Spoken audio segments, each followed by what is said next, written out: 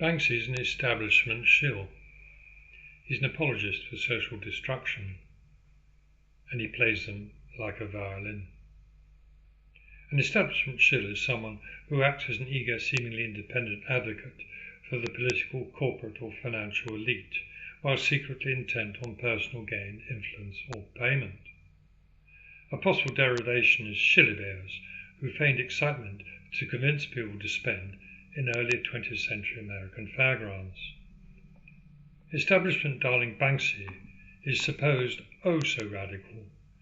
He said, "I don't know why people are so keen to put the details of their private life in public."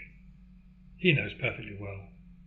While painted an anti-establishment artist, invisibly posing, spot the contradiction, as a social paragon fighting authoritarianism, the authorities didn't react.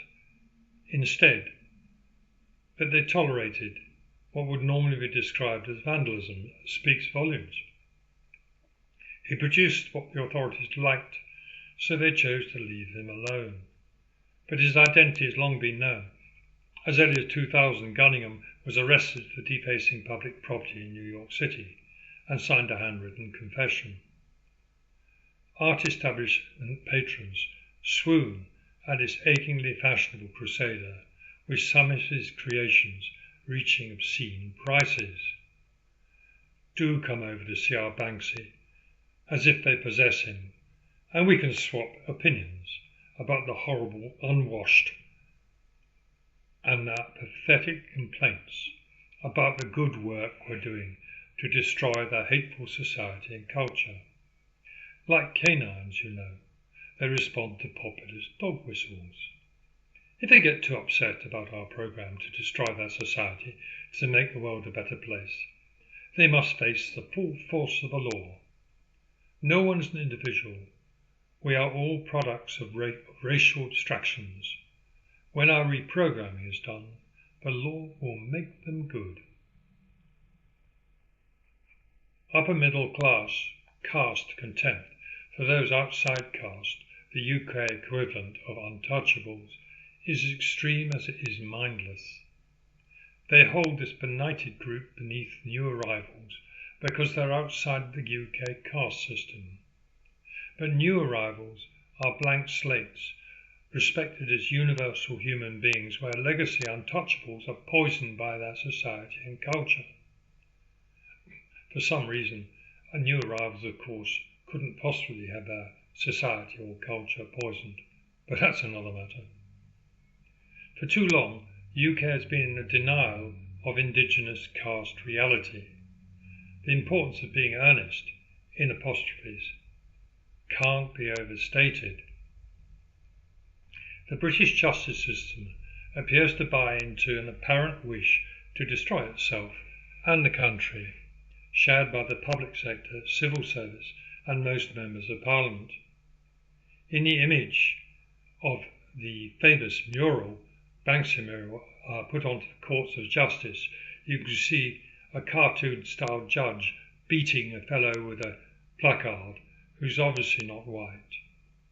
Anyway, in that image, I see a human victimized by authority, as human as I am, despite a difference in skin tone.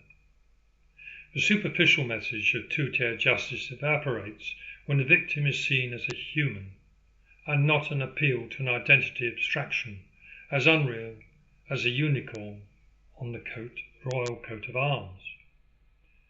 The inhumanity of identity politics forbids empathy between those branded by academic or politically malicious abstractions. I see colour and race, although the second is deeply disturbing due to lingering connotations, but will not let anything obscure the reality of shared humanity. How identity-obsessed politicians waste lives and emotion in condemnation of humanity. The fashion is to declare some are more human than others. They do this by dividing and redefining people according to physical characteristics, assuming predetermined inhumanity or innocent human goodness, reliant on primitive and racist identification by skin colour. A racist or identitarian will interpret the judge as an authoritarian, intent on injustice towards innocence and goodness of the victim because of the skin. Change the colour to all colours, which is strictly what white is, and the judge will be doing the work of righteous progress or social justice. This explains two-tier justice. After all, if a brown, yellow or black skin signifies victimhood and innate goodness, it makes sense to discriminate in favour. On the other hand, innocence is impossible for the wrong skin colour, making it a double duty to punish. Firstly, for any breach of the law, and secondly, because the wrong skin is evidence of elemental thuggery, malignance and sociopathy, calling for oppression regardless of any delusion of innocence. Banksy's judge beating someone up gave the game away. He was never the brave, radical, artistic voice of justice. The image was carefully designed to play on identitarian division of humanity, such that if you viewed the victim as a fellow human being, you would be condemned as justifying GBH or similar to that dished out in mid-20th century Germany. See a fellow human, and hey presto, you're a Nazi. What insanity is this? Banksy is a talented and successful businessman, playing his audience like a violin, and his work is evidence of the sophistication of modern propaganda. E. Bernays, see his essay on propaganda, was the man who manipulated American men to go to the Western Front, made smoking an act of liberation, torches of freedom, and enabled the US to overthrow Guatemalan democracy. Propaganda developed under A.H. and Stalin through to Britain isn't working anymore, and on to Banksy. All need sophisticated techniques, with Banksy, despite being on a tiny scale compared to those before him, the most clever so far, in that it reinforced the bars of ideological mental cages, denying in often highly intelligent, educated people the capacity for independent political thought, in effect stripping them of agency. Here I have a large picture of the rabbit, the one that went down the hole that Alice followed in Alice in Wonderland. We are in the hands of politicians out of their minds, away with the fairies, out to lunch, one sandwich short of a picnic, not the sharpest pencil in the box, etc., etc.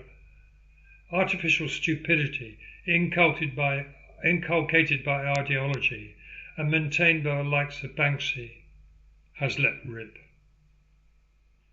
There's too many rabbit holes here. I think I better stop. Alice followed the white rabbit. If we were to do the same, I'm terrified of finding what we would find. There it is again. I found this one quite difficult to do, mainly because there's so many different themes rushing in at the same time, and also because when I'm trying to talk like this, my aim is not to address those who are ideologically inculcated. You can't really use reason with them. There has to be some other technique, if any is possible.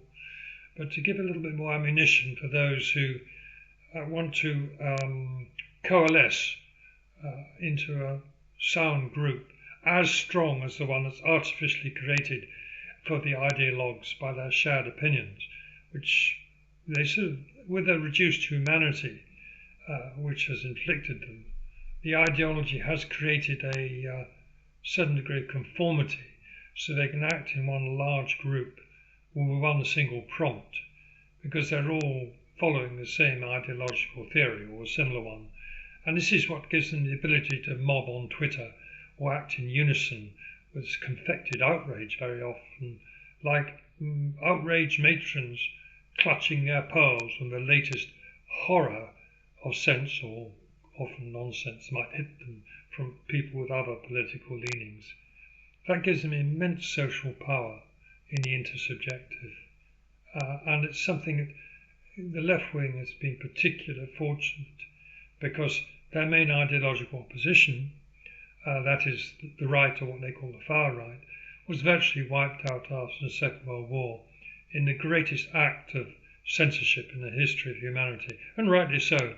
Mass pulping in 1945-46 of huge volumes of German Nazi literature and propaganda and so on. They were careful to pulp and not to burn, because that image of the 1930s, early 30s, of Germans, Nazis, burning heaps of books in public was something which seared into the memory.